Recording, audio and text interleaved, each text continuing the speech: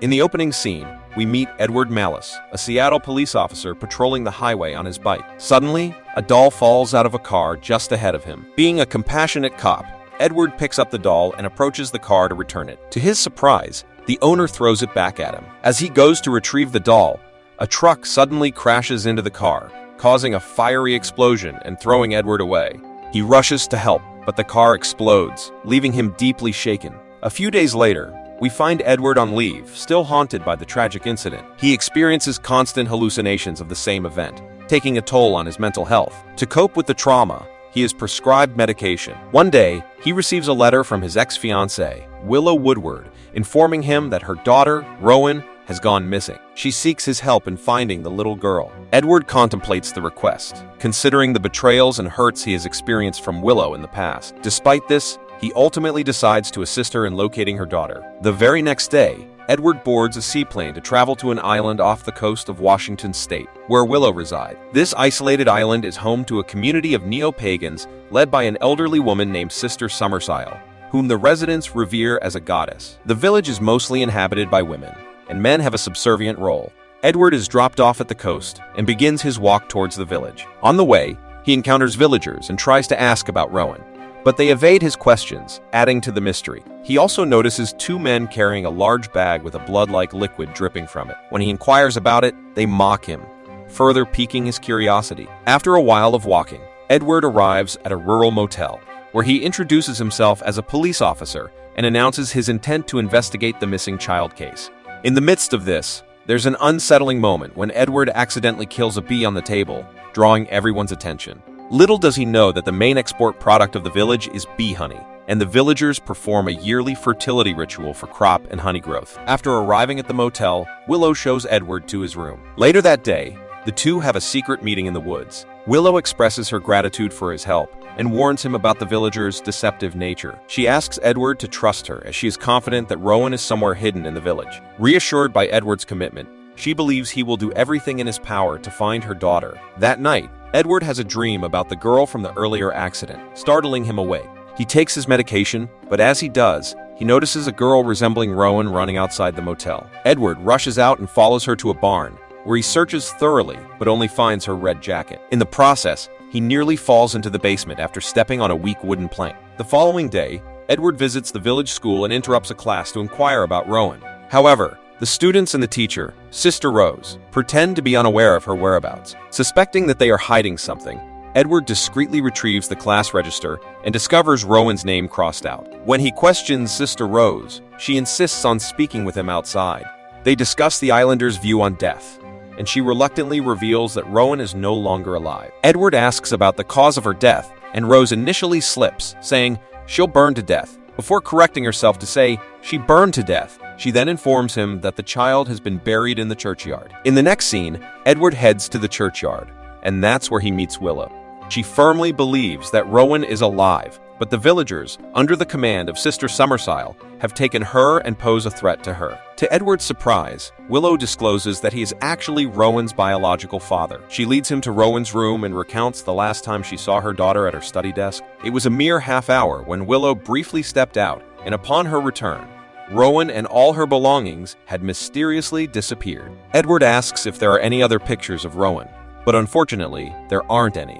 While searching the room, Edward hears the sound of a seaplane and quickly rushes outside, hoping to use its radio to contact his colleagues in Seattle for help. He calls out to the pilot, but there's no response. In the same moment, he thinks he sees the lifeless body of a young girl floating in the water, believing it's Rowan. Acting impulsively, he jumps in to retrieve the body, only to realize it was just a hallucination. Edward then remembers he forgot to take his medication, so he quickly takes it and attempts to use the seaplane's radio, only to find it's not functioning. Frustrated, Edward stumbles upon the house of Dr. T.H. Moss, a physician and photographer in the village. He hopes to find a picture of the missing child, but like the others, Dr. Moss pretends to be clueless about the situation. Edward, being aware of the deception, pretends to leave but secretly hides behind a bush outside. After some time, he notices two women wearing face masks arriving at Dr. Moss's door and taking her away. Once they leave, Edward decides to break into the house and conducts a thorough search of every room. During this investigation, he stumbles upon disturbing evidence of a ritual involving human sacrifice, deeply unsettling him. Among the findings, he discovers glass beakers containing male human embryos, leaving him shocked and confused. Seeking more information, Edward turns to Willow for answers, but she too is unaware of the details regarding the ritual. Determined to unravel the truth, Edward sets out to meet Sister Summersile, the influential figure on the island. Along the way, he observes some men loading wood onto a cart and tries to engage them in conversation, but they remain silent under the watchful eyes of masked women.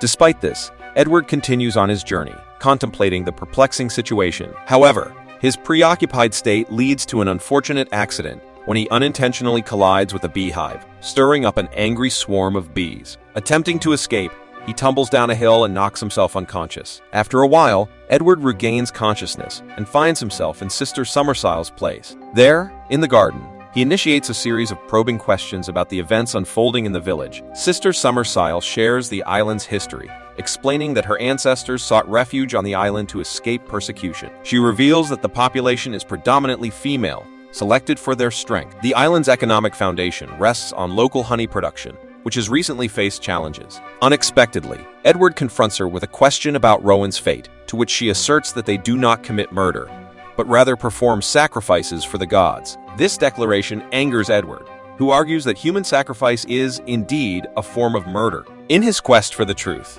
Edward decides to confirm whether the missing child is truly deceased by choosing to exhume the grave. As he opens the coffin, he's taken aback to find only a burnt doll inside, suggesting that Rowan might still be alive. In a sudden turn of events, he hears cries coming from an underground bunker and decides to investigate. He discovers an entrance to an underground water tank, where he spots Rowan's distinct red jacket. Worried, he opens the lid and jumps in to save her, but someone from behind locks the lid, trapping him inside. Edward desperately calls for help, but no one hears him. He spends the night holding on to the tank's lid. Fortunately, the next morning, Willow comes to his rescue, freeing him from the trap. Edward shows her Rowan's red jacket and doll, evidence that she was kept captive there.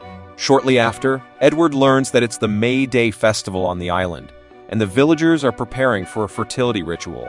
Fearful for Rowan's safety, he urges Willow to stay home while he searches the entire village for their daughter. He even seeks help from the male villagers at a local coffee shop. Left with no other option, Edward approaches Sister Beach, an employee at the motel where he stayed. He subdues her, takes her bear costume, and disguises himself as one of the islanders to join the parade led by Sister Summersile. Hoping to blend in and find Rowan, Edward eventually spots her tied to a tree, seemingly destined for sacrifice. Without hesitation, he rescues her, and they flee into the woods, with Rowan guiding the way, although they get lost for a while. To their surprise, Rowan leads Edward back to Sister Summersile, and they reunite with her mother, who stands with the supposed goddess. In a shocking revelation, Sister Summersile expresses gratitude to Rowan for her assistance, and Edward realizes that the entire search for Rowan was a premeditated trap.